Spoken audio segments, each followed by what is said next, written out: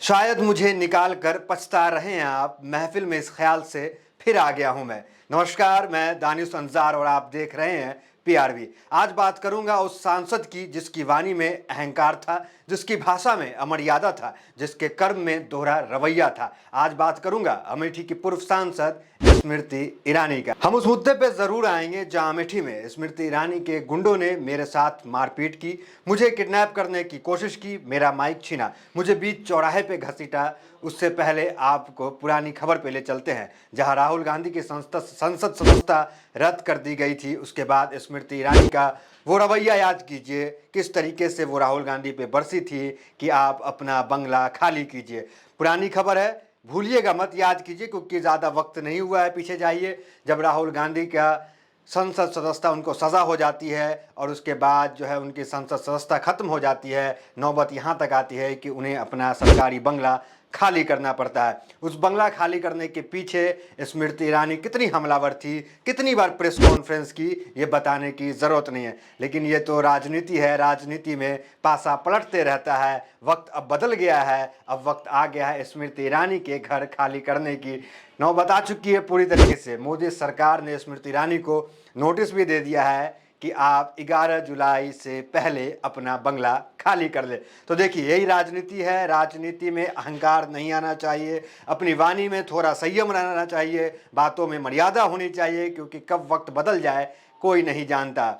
आज वो वक्त आया स्मृति ईरानी को 11 जुलाई से पहले अपना सरकारी बंगला खाली करना है। इस बात में कहीं शक नहीं कि स्मृति ईरानी के अहंकार इनकी हार का वजह बना। और हार वो भी किससे? कोई राहुल गांधी से नहीं हारे, कोई सोनिया गांधी से वो नहीं हारी, कोई प्रियंका गांधी से वो नहीं हारी, वो हारी राहुल गांधी के एक छोटे से कार्यकर्ता से। खैर, ये राजनीति है जहां पासा पलटता रहता है। अब आते हैं असली मुद्दे पे। लोकसभा चुनाव के वो वक्त क्या हुआ मेरे साथ अमेठी में, मैं क्या करने गया था अमेठी और क्या कुछ हुआ, अगर आपको खबर पता ही होगा, अगर नहीं पता होगा तो उस पुरानी खबर पे भी एक बार चलते हैं और आपको सब बताते हैं विस्तार से। लोकसभा चुनाव पे अलग अलग सीट पे हम हर जगह जा रहे थे, लोगों से उसके मुद्दे पूछ रहे थे, लोगों से रुझान जान रहे थे कि आने वाले 2024 के चुनाव में क्या कुछ होगा। तो जितने भी देश भर में सीटें थी, तमाम सीट पे हम जा रहे थे। उसी क्रम में हम अमेठी भी सीट पे गए, क्योंकि स्मृति ईरानी एक लोकप्रिय नेता थी, लोग जानते थे, क्योंकि वो हमेशा मीडिया में बनी रहती थी। लेकिन उनका कोई ऐसा काम नहीं था जिनकी वजह से वो लोकप्रिय रहीं, लेकिन उनकी जो मीडिया में जो तल्ख चीज़ें आती थी उसकी वजह से वो चर्चा में रहती थी। उसी के लिए हम वहाँ अमेठी पहुँचे, क्योंकि अमेठी जो है कांग्रेस का, गांधी परिवार का गढ़ जो है वो रहा शुरू से। तो अमेठी में हम आम जनता से बातचीत कर रहे थे, उनके मुद्दे सुन रहे थे और उसे अपने यूट्यूब चैनल पे डाल रहे थे। यही करना था, वहाँ पे मैं इंटरव्यू कर रहा था। उसके बाद कुछ गुंडे बीजेपी का झंडा लगा हुआ कोई कार से आते हैं और मुझ पे हमला करते हैं, मुझे उस कार में ज़बरदस्ती बैठालने की कोशिश करते हैं और भीड़ तमाशा देख रही होती है। बाद में पता चलता है कि वो लोग स्मृति ईरानी के थे। जहाँ पे मैं इंटरव्यू कर रहा था उसके कुछ ही किलोमीटर की दूरी पे स्मृति ईरानी भी सभा कर रही थी। वहाँ उनके गुंडे मुझ पे हमला करते हैं, मुझे घसीटते हैं और फिर मैं वहाँ से जो है थाने जाता हूँ और थाने में कोई सुनवाई नहीं होती है। वापस थाने से जो है मुझे कहा जाता है कि आप जहाँ से आए हैं वहाँ चले जाएं। तो मैं वहाँ से फिर दिल्ली की ओर बढ़ जाता हूँ। तो ये तमाम चीज़ें सोशल मीडिया पे, यूट्यूब में, उस वक्त आप देखें ट्विटर पे, तमाम जगह ये चीज़ें चली थी। लेकिन उस वक्त हमें इंसाफ नहीं मिल पाया था, लेकिन अब ऐसा मालूम पड़ता है कि इंसाफ मिल चुका है। पत्रकारिता की उम्र मेरी बहुत छोटी है, लेकिन हम न कभी डरे न घबराएं। इस हमले के बाद भी हम अमेठी पहुंचे और वहां ग्राउंड रिपोर्ट की तमाम वीडियोस मेरे यूट्यूब चैनल पीआरबी पे और अलग अलग जगह भी उसको, जब हमले मुझ पे हुए तो उस वीडियोस को अलग अलग यूट्यूब चैनल ने उसको चढ़ाया, उस पर खबर बनाया। तो वो तमाम जगह मौजूद है। जब आप मेरा नाम यूट्यूब पे सर्च करेंगे तो वो तमाम चीज़ें पुरानी, गूगल पे सर्च करेंगे तो वो आपको आ जाएगी। तमाम चीज़ें जग जाहिर है, ट्विटर पे मौजूद है। हज़ारों लाखों लोग ने उस टाइम मेरा साथ दिया, मुझे ट्वीट किया, तो उससे बहुत उत्साह मिला। यही कारण था कि मैं दोबारा अमेठी पहुंचा और वहां जनता के बीच उस खबर को दोबारा से दिखाया। तो मैंने जो समस्या थी उसको जो है जनसंवाद कार्यक्रम के दौरान स्मृति ईरानी जी के सामने रखा।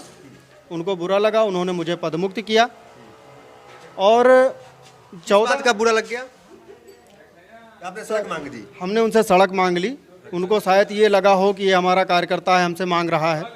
जबकि मांगना तो जायज़ है, इसमें कोई बात वैसी तो थी नहीं है, लेकिन उनको बुरा लगा, उन्होंने पदमुक्त किया। और फिर भी मैं एक उम्मीद से बैठा था कि हो सकता है कि सड़क अब जल्द बन जाए, लेकिन सड़क अभी भी इस पर कोई कार्रवाई नहीं हुई है। सड़क पर कार्रवाई नहीं हुई, लेकिन मेरे ऊपर कार्रवाई हो रही है। भविष्य में ये भी हो सकता है कि भाजपा के लोग शायद मेरी बातों से ज़्यादा आक्रोशित हैं, कुछ हैं, हो सकता है कि मेरे साथ कुछ गलत भी करने का प्रयास करें, हो सकता है किसी मुकदमा में फंसाने का प्रयास करें या कुछ गलत तरीके से मेरे साथ बर्ताव किया जा सकता है। मैं इसलिए माननीय मोदी जी को जो है ये और योगी जी को ये अवगत कराना चाहता हूँ कि ऐसी स्थिति अमेठी में हमारे खिलाफ बनी हुई है। भाजपा की विचारधारा से जुड़ा हुआ आदमी हूँ, लेकिन जिस तरीके से आज मेरे साथ हो रहा है, मैं इस चीज़ से बहुत दुखी हूँ। जो लोग मेरी खबर को देखते हैं, जो लोग मुझे पहले से फॉलो करते हैं, जानते हैं, तो वो जानते हैं कि हर बड़े चुनाव में, चाहे वो राज्य का चुनाव हो, चाहे वो लोकसभा का चुनाव हो, चाहे वो 2019 का चुनाव हो, चाहे वो गुजरात चुनाव हो, उत्तर प्रदेश का चुनाव हो, बिहार का चुनाव हो, दिल्ली का चुनाव हो, हर चुनाव में हर उस सीट पे हम जाते हैं जहाँ जो चर्चित सीट होती है, जहाँ बड़े चेहरे होते हैं, वहाँ हम ज़मीनी हकीकत दिखाते हैं, वहाँ पे सर्वे करते हैं। इसी क्रम में हम अमेठी भी गए थे और सब जानते हैं, जो हमें पहले से फॉलो कर रहे हैं। हमने बंगाल में भी रिपोर्टिंग की और वहाँ हमने दिखाया कि ममता बनर्जी की यहाँ पे सरकार बन रही है। हालांकि लोगों ने कहा उस वक्त भी कि बीजेपी जो है यहाँ पे बहुत अच्छे से आ रही है, बीजेपी का लहर है, तो हमने वहाँ भी सच दिखाया। वही अमेठी में भी हुआ। अमेठी में भी हमने वो दिखाया कि यहाँ स्मृति ईरानी की कोई हवा नहीं है, यहाँ स्मृति ईरानी बुरी तरीके से आ रही है, लेकिन लोगों ने इसको गलत तरीके से लिया। और कुछ लोगों को, सभी लोग नहीं, लेकिन जो लोग उसको मेरे खिलाफ ट्विटर पे कैंपेन चला रहे हैं कि हम जो है स्मृति ईरानी को बदनाम कर रहे हैं, हम स्मृति ईरानी की इमेज खराब कर रहे हैं, तो इस तरह की कोई बात नहीं थी। ये आज जो है वो साबित हो गया कि हमने जो सर्वे दिखाया था वो बिल्कुल वही निकला। स्मृति ईरानी लगभग 80,000 कुछ वोट से वहाँ से चुनाव हार जाती है। तो यहाँ पे मुझे भी और जो लोग मुझे देखते हैं, मुझे सुनते हैं, उनके लिए भी ये अच्छी खबर है कि हम जो पत्रकारिता ज़मीन पे कर रहे हैं वो बिल्कुल सच साबित हो रहा है। मेरा सर्वे यानी आपके चैनल पीआरबी का सर्वे भी सच साबित हो रहा है। अगर बात की जाए स्मृति ईरानी की, तो पत्रकारों के साथ स्मृति ईरानी के सलूक कैसे रहे हैं ये जग जाहिर है। याद कीजिए, एक बार ये भी वीडियोज़ वायरल हुए जब एक पत्रकार ने स्मृति ईरानी से सवाल पूछा, तो स्मृति ईरानी ने उसे कहा कि आपको मालिक से बात कर आपको नौकरी से हटवा देंगे, आप अमेठी की जनता का अपमान कर रहे हैं। तो इस तरह की बातें स्मृति ईरानी पत्रकारों के साथ करती है और मेरे साथ क्या कुछ हुआ ये भी हमने आपको डिटेल में बताया। अगर राजनेताओं के साथ जो उनका सलूक है वो तो आप देखते ही हैं, संसद में किस तरह की भाषा का प्रयोग वो सोनिया गांधी के साथ करती हैं, राहुल गांधी के साथ करती है, वो तमाम चीज़ें तो जग जाहिर है। लेकिन पत्रकारों के साथ भी उनका रवैया कैसा था आपको दिख गया, पता चल गया। तो लगातार जो खबरें हैं वो सच हम आपको बयान करते रहेंगे, चाहे लोग जो हो कुछ भी कहें, चाहे विरोधी कुछ भी मेरे खिलाफ लिखें या नेता कुछ भी लिखें।